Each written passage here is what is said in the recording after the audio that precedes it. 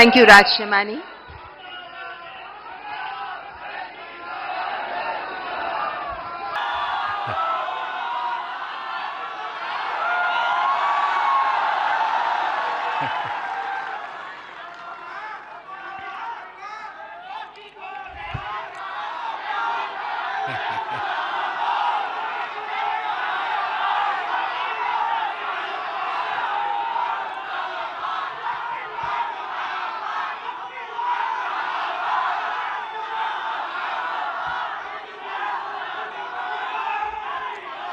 कैसे हैं आप सब लोग?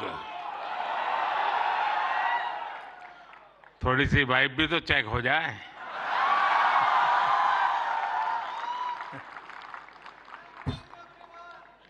इस कार्यक्रम में उपस्थित मंत्रिपरिषद के मेरे साथी अश्विनी वैष्णव जी, जूरी मेंबर्स भाई प्रसून जोशी जी, रूपाली गांगुली जी, देश के कोने कोने से यहां उपस्थित सभी कंटेंट क्रिएटर्स,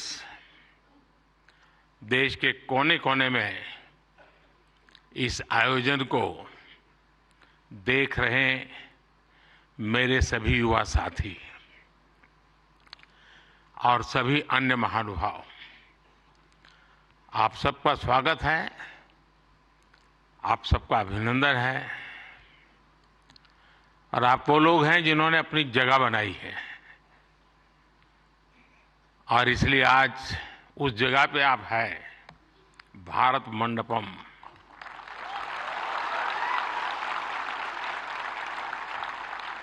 और बाहर सिंबल भी क्रिएटिविटी से जुड़ा हुआ है आते ही। और यही जगह है जहां G20 से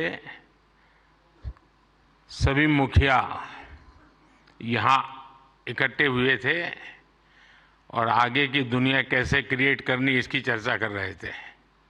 और आज आप लोग हैं जो भारत का भविष्य कैसे क्रिएट करना उसकी चर्चा करने के लिए आए हैं।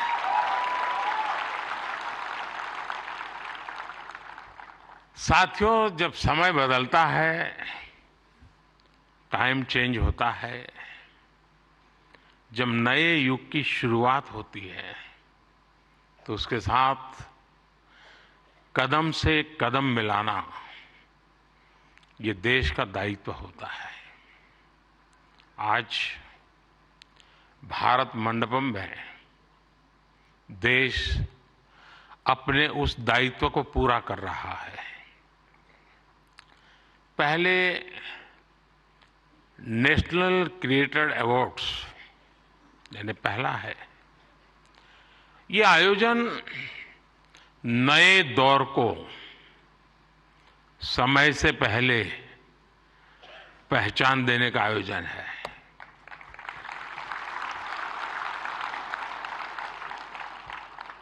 और कुछ लोग मुझे कभी कभी पूछते हैं कि आपकी सफलता का रहस्य क्या है, ऐसा मुझे पूछते हैं। मैं हर एक को जवाब नहीं देता हूं।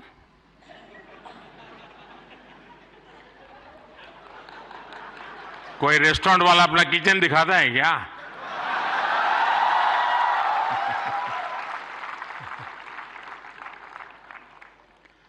लेकिन आपको मैं बता देता हूं, ईश्वर कृपा है, मैं समय से पहले समय को भांप सकता हूं। और इसलिए ये पहला ऐसा अवार्ड है जो शायद आने वाले दिनों में बहुत प्रमुख स्थान लेने वाला है।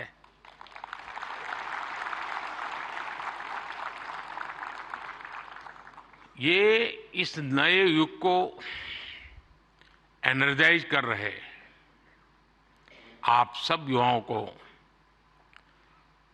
सम्मान देना, क्रिएटिविटी को सम्मान देना और समाज की रोजमर्रा की जिंदगी के प्रति जो संवेदनशीलता है उसको सम्मान करने का अवसर है। भविष्य में ये अवार्ड कंटेंट क्रिएटर्स के लिए बहुत बड़ा मोटिवेशन बनेगा। उनके काम को एक बहुत बड़ी पहचान मिलने वाली है। आज जिन्हें नेशनल क्रिएटर्स अवार्ड मिले हैं, मैं उन विजेताओं को तो बधाई देता ही देता हूं, पर जिन्होंने इसमें बढ़ चढ़ करके हिस्सा लिया, क्योंकि बहुत कम समय मिला था, हम ज्यादा इस चीज को पॉपुलर भी नहीं कर पाए थे, और मैं नहीं चाहता था कि मैं इसमें और समय गंवाऊं, लेकिन जल्दी जल्दी में भी, इतने कम समय में भी 1.5-2 लाख क्रिएटिव माइंड्स इसके साथ जुड़ जाए, ये मेरे देश की भी एक पहचान बना देता है जी।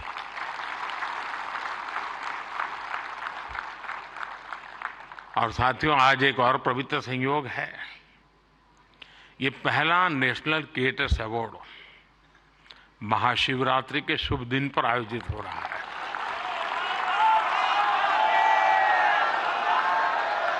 और मेरे काशी में तो शिव जी के बिना कुछ नहीं चलता है।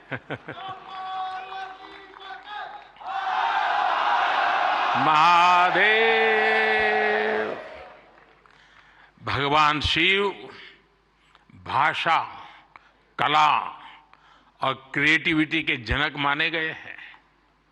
हमारे शिव नटराज है। शिव के डमरू से माहेश्वर सूत्र प्रकट हुए हैं। शिव का तांडव लय और सृजन की नींव रखता है इतिहास। और इसलिए यहां जो क्रिएटर्स हैं, उनके लिए नए सब्जेक्ट मिल जाएंगे। महाशिवरात्रि के दिन ये आयोजन अपने आप में बहुत बड़ा सुखद संयोग है, और मैं आपको भी और देशवासियों को भी महाशिवरात्रि की बहुत बहुत शुभकामनाएं देता हूं। फ्रेंड्स, आज इंटरनेशनल वुमेन्स डे भी है, लेकिन मैं देख रहा हूं पहली बार पुरुष ताली बजा रहे हैं, वरना उनको लगता है हमारा तो कोई डे आता नहीं। आज जो अवार्ड मिले हैं, उनमें भी बहुत सारी बेटियां मैदान मार गई हैं। मैं उनको भी बधाई देता हूं।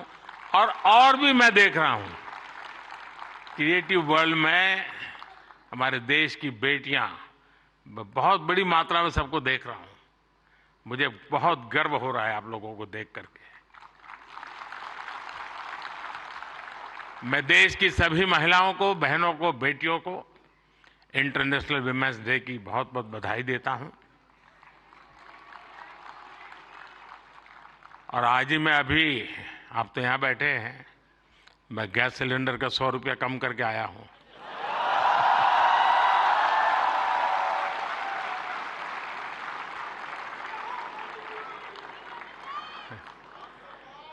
साथियों, किसी भी देश की जर्नी में किसी एक पॉलिसी डिसीजन या एक अभियान का कैसे मल्टीप्लायर इफेक्ट होता है, ये आप सबको देख करके पता चलता है।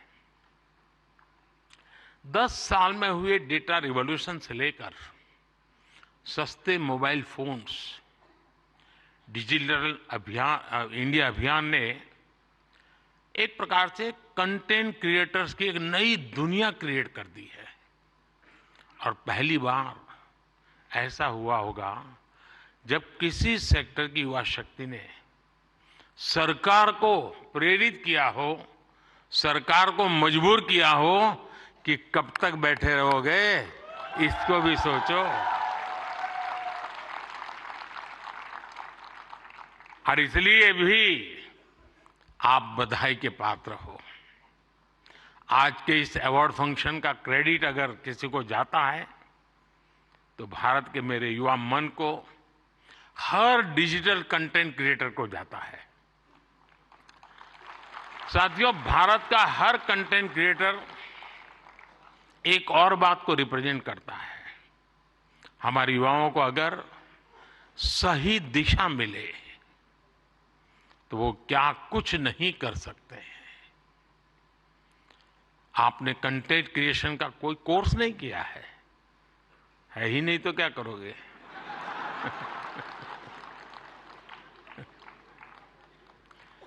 पढ़ाई के टाइम करियर सेलेक्ट करते हुए ये सोचा भी नहीं होगा कि हम कंटेंट क्रिएटर जैसा कुछ बनेंगे, लेकिन अपने भविष्य को पहचाना, फ्यूचर को देखा और ज्यादातर लोगों ने वन मैन आर्मी की तरह काम शुरू कर दिया। अब ये श्रद्धा को देखिए, खुद अपना मोबाइल लेकर के बैठ जाती है। अपने प्रोजेक्ट में आप ही राइटर, आप ही डायरेक्टर, आप ही प्रोड्यूसर, आप ही एडिटर, यानी आपको ही सब कुछ करना होता है। यानी एक प्रकार से इतनी टैलेंट एक जगह पे जमा हो जाए और फिर वो जब प्रकट हो तो उसका सामर्थ्य कितना हो सकता है अंदाज लगा सकते हैं। आपने आइडियाज गढ़े, इनोवेशन किए और उन्हें स्क्रीन पर जीवंत बनाया। आपने दुनिया को न केवल अपनी क्षमता से परिचित करवाया, बल्कि लोगों को दुनिया भी दिखाई। आपने जो हिम्मत दिखाई, उसी के कारण आज आप सब यहां पहुंचे हैं और देश बड़ी आशा के साथ आपको देख रहा है।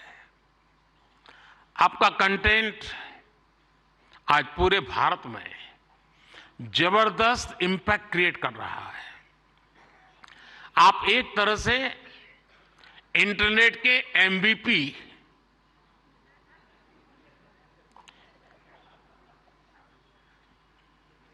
ठीक है ना? थोड़ा दिमाग खपाओ, क्रिएटिविटी बताओ अपना। जब मैं आपको एमपीपी कहता हूं मतलब मोस्ट वैल्यूएबल पर्सन बन गए। साथियों, आप सभी जानते हैं कि जब कंटेंट और क्रिएटिविटी आपस में कोलैबोरेट करते हैं तो इससे एंगेजमेंट बढ़ती है। जब कंटेंट डिजिटल से कोलैब करता है तो ट्रांसफॉर्मेशन आता है। जब कंटेंट पर्पस से कोलैब करता है तो इससे इंपैक्ट दिखता है। और आज जब आप लोग यहां आए हैं तो मुझे भी बहुत सारे विषयों पर आप लोगों से कोलैब रिक्वेस्ट करनी है।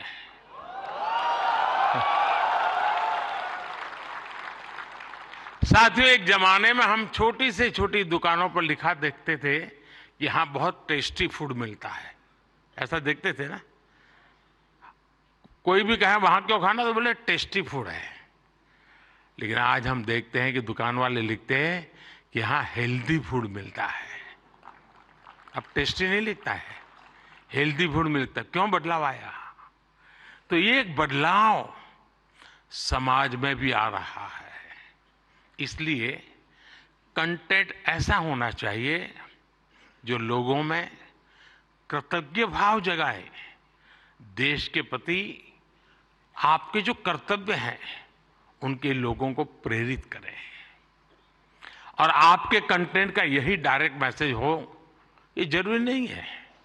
आप कंटेंट क्रिएट करते हुए इसका ध्यान रखेंगे तो इनडायरेक्टली भी उसमें जरूर झलकेगा। आपको ध्यान होगा, लाल किले से मैंने बेटियों के अपमान का विषय उठाया था। एक बार मैंने ये भी कहा था कि आप बेटी शाम को घर आती है तो पूछते हैं क्यों देर से आई, कहां गई थी, क्यों जल्दी घर नहीं आई। मैंने लाल किले से पूछा था कि मुझे कोई तो माँ बाप बताओ जो अपने बेटे को पूछते हो कि तुम देर से क्यों आ रहे हो, कहां गए थे। बेटी को सब पूछते हैं, बेटे को कोई नहीं पूछता है। मैं कंटेंट क्रिएटर से कहता हूं इस बात को आगे कैसे बढ़ाएं, एक माहौल कैसे बनाएं। समान जिम्मेवारी होनी चाहिए।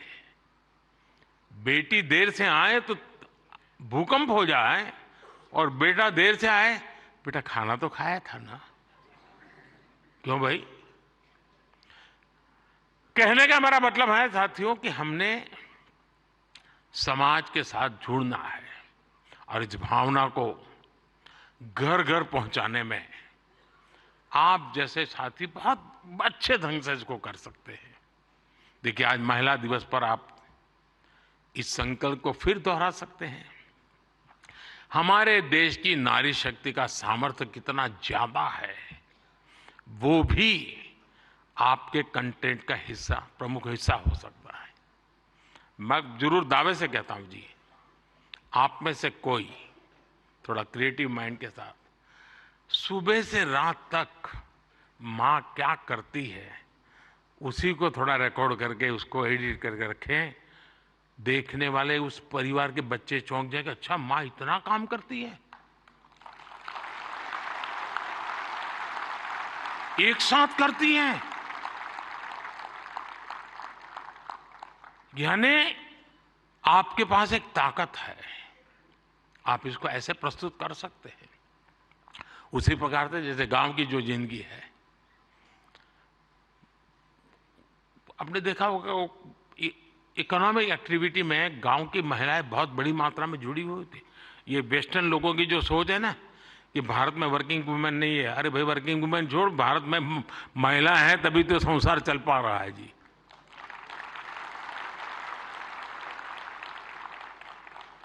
गांव में आप देखेंगे इतनी इकोनॉमिक एक्टिविटी हमारी माताएं बहनें करती है। अगर ट्राइबल बेल्ट में जाएंगे, पहाड़ों में जाएंगे, तो आपको मैक्सिमम इकोनॉमिक एक्टिविटी हमारी माताएं बहनें करती हैं जी। और इसलिए हमारी क्रिएटिविटी के द्वारा हम ये जो गलत परसेप्शन बने हैं ना, बड़े आसानी से बदल सकते हैं, हकीकतों के आधार पर बदल सकते हैं। और मैं मानता हूं हम इसको करना चाहिए। अगर एक दिन की जीवन की सिर्फ साइकिल को हम दिखाएं तो पता चलेगा कि हमारे यहाँ पशुपालक हो, किसान महिला हो, मजदूरी करने वाली महिला हो, कैसे काम करती, कितनी मेहनत करती है। साथियों, स्वच्छ भारत की सफलता से आप सभी परिचित हैं और आपने उसमें सहयोग भी किया है, लेकिन ये तो निरंतर चलने वाला जन आंदोलन है। कहीं पर भी कोई सफाई की अच्छी चीज आती है, अब जैसे मैंने अभी एक रील देखा, कोई टाइगर पानी पीने जा रहा है और उसमें प्लास्टिक की बोतल देखता है, तो टाइगर मुंह से प्लास्टिक का बोतल उठाता है और कहीं पर जगह पे छोड़ने के लिए चला जा रहा है। अब इसका मतलब मोदी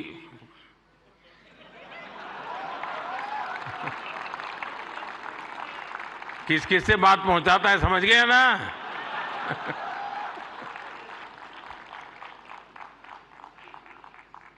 अब उसके माध्यम से आप भी पहुंचा सकते हैं। और इसलिए आप इस विषय पर भी लगातार कुछ न कुछ जरूर करते रहिए। एक अहम विषय भी मैं आपसे स्पर्श करना चाहता हूं दोस्तों। ये छोटी छोटी चीजें जो मेरे मन को छूती है, मेरा मन करता है कि क्रिएटिव माइंड के लोग हैं तो शायद मैं मन खोल करके बातें भी कर सकता हूं। मैं भाषण नहीं कर रहा मुझे। जैसे मेंटल हेल्थ, ये बहुत ही छूने वाला विषय जी। और वैसे तो डिजिटल प्लेटफॉर्म पर काफी कंटेंट हंसी मजाक से जुड़ा होता है, लेकिन कई अन्य गंभीर विषय भी होते हैं। मैं देखता हूं मेंटल हेल्थ को लेकर, बहुत बधाई हो आपको, बहुत बधाई हो, बहुत बधाई हो, बहुत बधाई हो। मैं नहीं कह रहा हूं नहीं बनाते हैं, मैंने बोला ही नहीं है जी, मैं ऐसी गलती नहीं कर सकता हूं।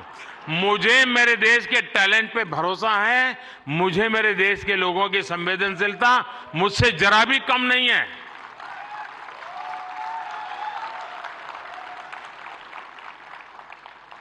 लेकिन ये ऐसे और जो लोग इस प्रकार से सोचते हैं वो ज्यादा क्रिएटिव है, ऐसा मैं कह सकता हूं।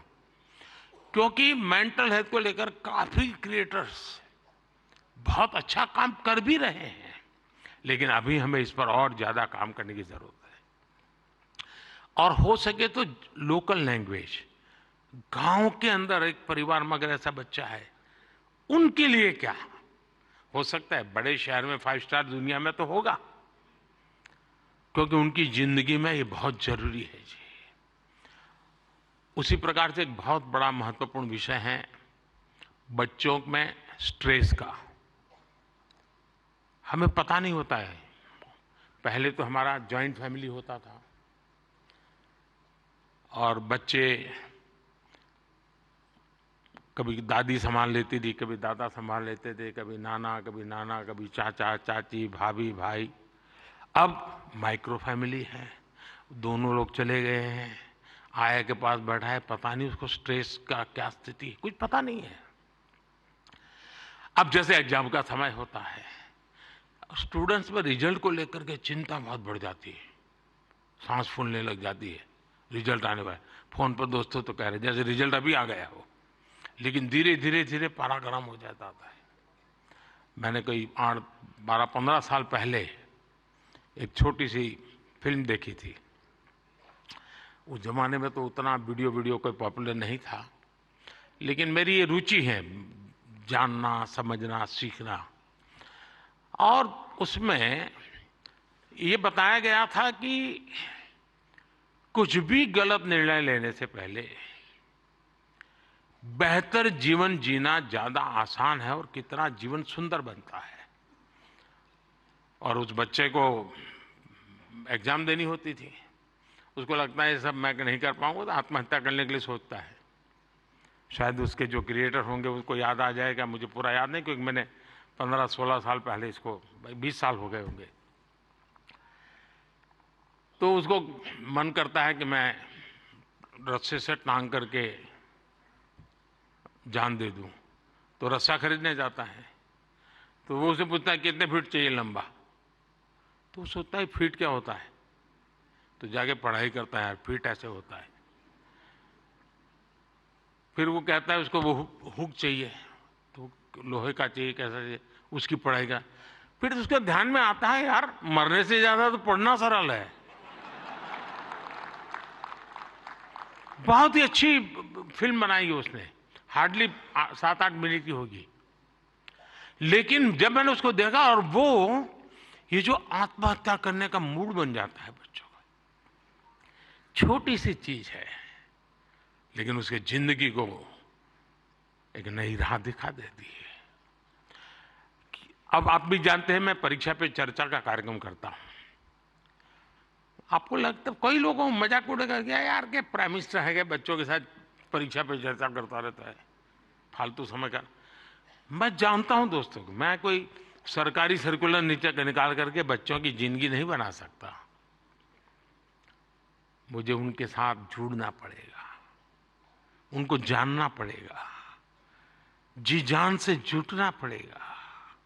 और उस समय यानी बारिश के बाद अगर मैं खेत में काम करूं तो काम का है, परीक्षा के दिनों में उसकी बड़ी ताकत होती है।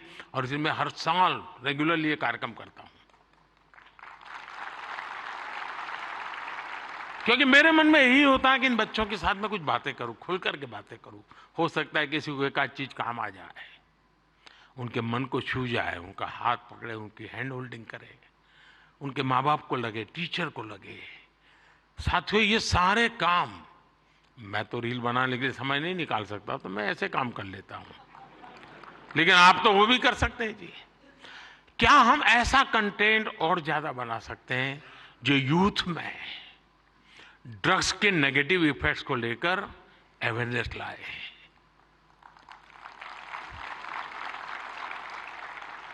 हम बिल्कुल दावे से क्रिएटिव वे में समझा सकते हैं कि drugs is not a cool for youth.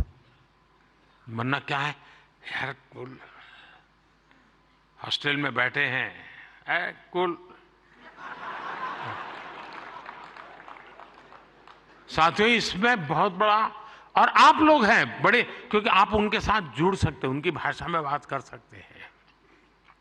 साथियों अगले कुछ दिनों में लोकसभा के चुनाव होने जा रहे हैं।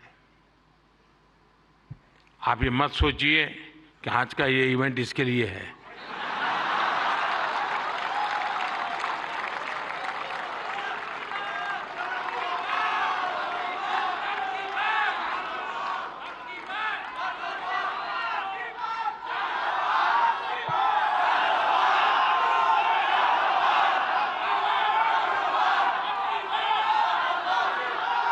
और मैं आपको गारंटी देता हूं कि हो सका तो नेक्स्ट शिवरात्रि पर भी, या तो डेट कोई और हो सकती है, या ऐसा कार्यक्रम मैं ही करूंगा।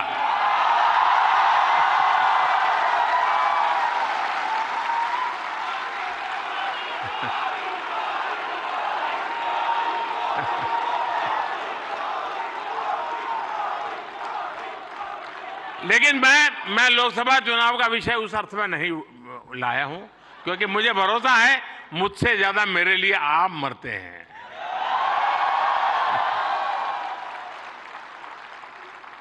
और आप मेरे लिए इसलिए मरते हैं क्योंकि मैं आपके लिए जीता हूं, और जो अपने लिए नहीं जीता है उसके लिए मरने वाले बहुत होते हैं जी।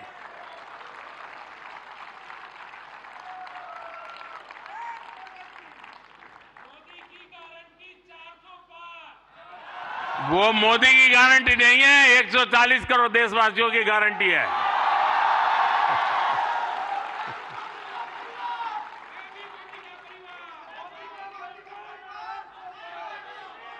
ये बात सही है, ये मेरा परिवार है। साथियों, मैं जो लोकसभा चुनाव की बात कर रहा था, और एक क्रिएटिव वर्ल्ड के लोग बहुत बड़ा काम कर सकते हैं। क्या हम ऐसा कुछ कर सकते हैं कि हमारे यूथ और खास करके हमारे फर्स्ट टाइम वोटर, उनको हम जागरूक करने के लिए क्या कर सकते हैं, और उसको पता हो कि वोट देना यानी किसी को जिताना हराने का काम नहीं है जी। वोट देने का मतलब है तुम इतने बड़े देश की निर्णय प्रक्रिया के हिस्सेदार बने हो, तुम देश का भविष्य बनाने वाले एक महत्वपूर्ण पार्टनर हो। ये उस तक पहुंचना जरूरी है जी। उसको कभी ये मत कहिए किसको वोट दो, लेकिन आप उसको जरूर कहिए कि वोट तो देना ही चाहिए। वो तय करेगा किसको देना किसको नहीं देना, वो तय करेगा, लेकिन वोट देना चाहिए, ये उसको जरूर कहना चाहिए। और मैं मानता हूं हमारे देश में, दुनिया के देश जहां जैसे जैसे समृद्धि बढ़ती गई, वोटिंग पैटर्न घटती गई। दुनिया में देश समृद्ध हुए, लेकिन अलग अलग व्यवस्थाओं ने समृद्धि तक ले गए और बाद में लोकतंत्र की दिशा में गए। भारत 100% लोकतंत्र के ही अधिष्ठान को लेकर के समृद्ध राष्ट्र बनने के सपने को लेकर के चला है, और दुनिया के लिए मॉडल बनने वाला है जी। ये दुनिया के लिए बहुत बड़ा मॉडल बनने वाला है, लेकिन उसमें मुझे मेरे देश के नौजवानों की भागीदारी चाहिए। 18, 19, 20, 21 साल के जैसे साथियों, हम अपने आसपास देखते हैं कि जो दिव्यांगजन होते हैं, स्पेशली एबल्ड होते हैं, उसमें बहुत प्रतिभा होती है, टैलेंट होता है।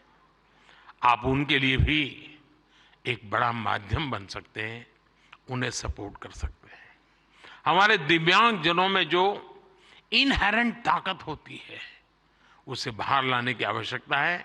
उसे भी सोशल मीडिया की शक्ति से जोड़ने की जरूरत है। साथियों, एक और विषय है भारत का इन्फ्लुएंस, भारत के बाहर और ज्यादा बढ़ाने का। आज दुनिया में आप में से जो भी परिचित होंगे विश्व के साथ, आज भारत का तिरंगे का बहुत आन बान शान है, भारत के पासपोर्ट की आन बान शान है कि नहीं है? है ना? आपने देखा होगा यूक्रेन से बच्चे जब निकल रहे थे, तिरंगा झंडा दिखा दिया, काम चल जाता था जी।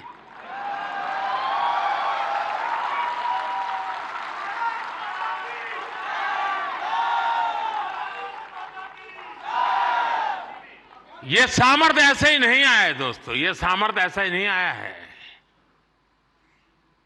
इसके पीछे एक मिशन बोर्ड में तपस्या की गई है। दुनिया में आज वातावरण बदला है, लेकिन उसको और अधिक, आज भी दुनिया में कुछ परसेप्शन ऐसे ही है हमारे लिए, हम उसको बदल सकते हैं क्या?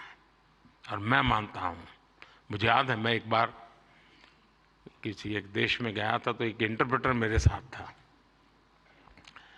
तो परिचय वो कंप्यूटर इंजीनियर था, तो उस सरकार में काम करता था। तो मेरी मदद की उसने, 3-4 दिन मेरे साथ था वो, तो परिचय हो गया। तो आखिर में उसने कहा, साहब आपको बुरा न लगे तो एक सवाल पूछना चाहता हूँ। मैंने कहा क्या? नहीं सबको आपको बुरा नहीं लगेगा ना? मैं कहा नहीं ये दोस्त, 3-4 दिन से आप देख रहे हो, बुरा लगने का सवाल नहीं, आप जरूर पूछिए। नहीं नहीं नहीं, रहने दो साहब, नहीं पूछता हूँ। नहीं मैंने कहा पूछो यार। उसने कहा साहब क्या अभी भी आपके देश में सांप सपेरे जादू टोना यही होता है क्या? ये मुझे पूछा गया सवाल था जी। मैंने कहा देख दोस्त, हमारे लोग तो उस जमाने में तो बड़े ताकतवर थे, तो सांप बाप उनके लिए बड़ा बाएं हाथ का खेल था। अब मैंने कहा हमारी ताकत बहुत कम हो गई है, और धीरे धीरे धीरे धीरे करके मैंने कहा वो माउस पे आ गए हैं। लेकिन मैंने कहा वो माउस से पूरी दुनिया को हिलाते हैं। साथियों, मेरे देश का ये जो सामर्थ्य है ना, इस सामर्थ्य को हम आज अगर विदेश में बैठे किसी शख्स को, मैं समझता हूं हमारे सामर्थ्य से आकर्षित करें, उनको लाने की दिशा में हमारा काम हो, हम अपने कंटेंट को ऐसा क्रिएट कर सकते हैं। आप पूरी दुनिया में भारत के डिजिटल एम्बेसडर्स हैं दोस्तों, और मैं मानता हूं ये बहुत बड़ी ताकत है। आप फ्रिक्शन ऑफ सेकंड दुनिया में पहुंच सकते हैं। आप वोकल फॉर लोकल के ब्रांड एम्बेसडर्स हैं। मैं कल श्रीनगर में गया था, तो एक नौजवान से मेरी बातचीत हो रही थी। मैं हैरान हूं, जो वो सिर्फ शहद का काम करता है, मधुमक्खी पालन का काम करता है, और आज ग्लोबली उसने अपनी एक ब्रांड पहुंचा दी है जी, जस्ट डिजिटल वर्ल्ड के माध्यम से। और इसलिए साथियों, आइए हम एक साथ मिलकर एक क्रिएट ऑन इंडिया मूवमेंट, मैं बहुत जिम्मेवारी के साथ आप लोगों से अपेक्षा कर रहा हूं, क्रिएट ऑन इंडिया मूवमेंट की शुरुआत करें।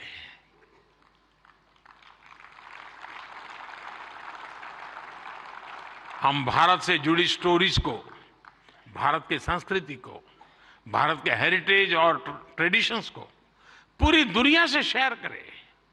हम भारत की अपनी स्टोरी सबको सुनाएं। Let us create on India and create for the world. आप ऐसा कंटेंट क्रिएट करिए जो आपके साथ ही आपके देश, हम सबका देश भारत को भी ज्यादा से ज्यादा लाइक्स दे। और इसके लिए हमें ग्लोबल ऑडियंस को भी एंगेज करना होगा, दुनिया की यूनिवर्सिटीज के साथ, दुनिया के नौजवानों के साथ जुड़ना होगा। आज पूरी दुनिया में लोग भारत के बारे में जानना चाहते हैं। आप में से कई लोग विदेशी भाषा को जानते हैं, नहीं जानते होंगे तो आपको एआई की मदद से काम हो सकता है। कुछ लोग सीख भी सकते हैं।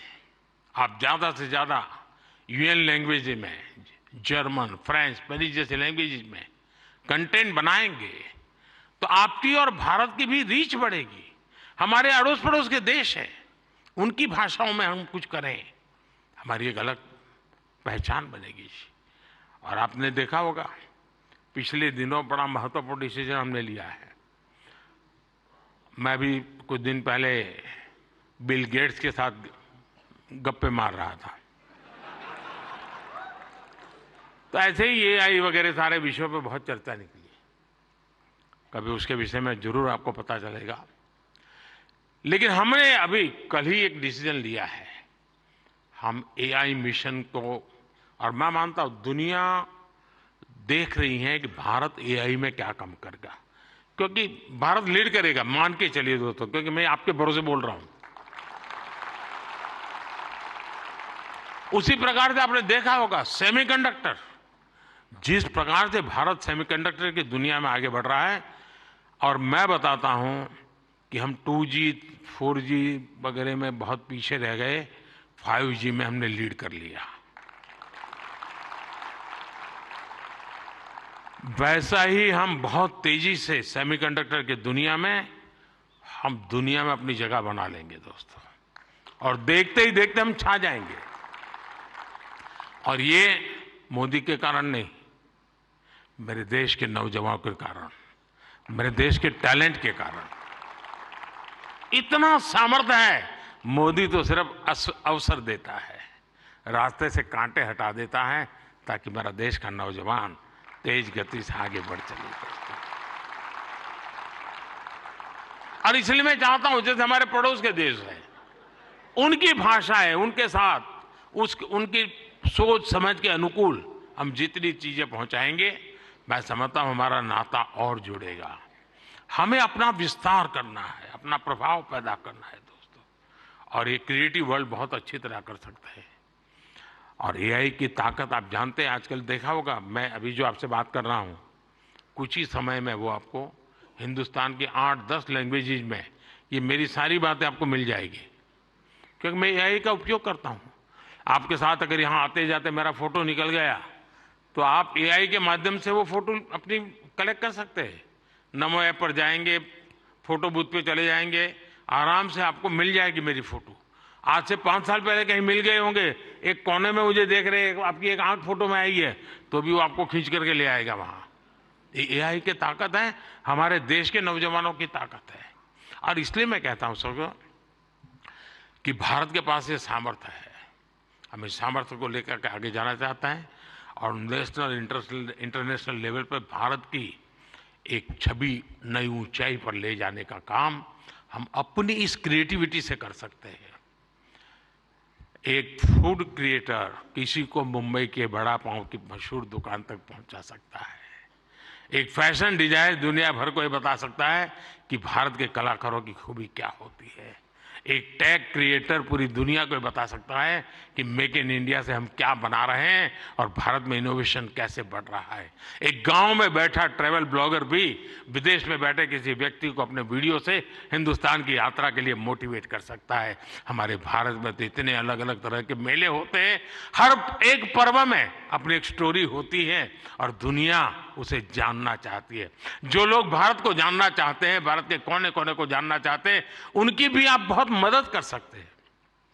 साथियों, इन सारे प्रयासों में आपकी स्टाइल, आपका प्रेजेंटेशन, आपका प्रोडक्ट, आपके फैक्ट्स, अगर मैं मानता हूं हकीकतों विषय में कॉम्प्रोमाइज कभी मत कीजिए।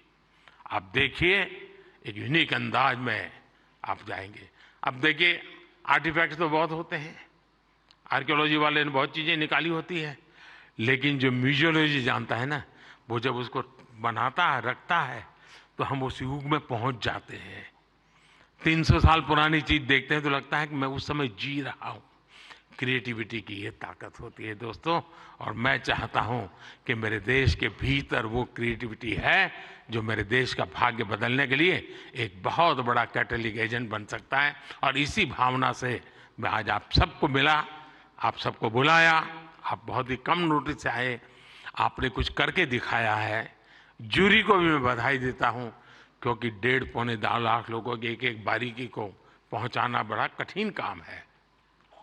लेकिन आने वाले दिनों में ये काम और अधिक अच्छे ढंग से, अधिक साइंटिफिक ढंग से हम कर पाएंगे। मैं फिर एक बार आप सबको बहुत बहुत शुभकामनाएं देता हूं। बहुत बहुत धन्यवाद।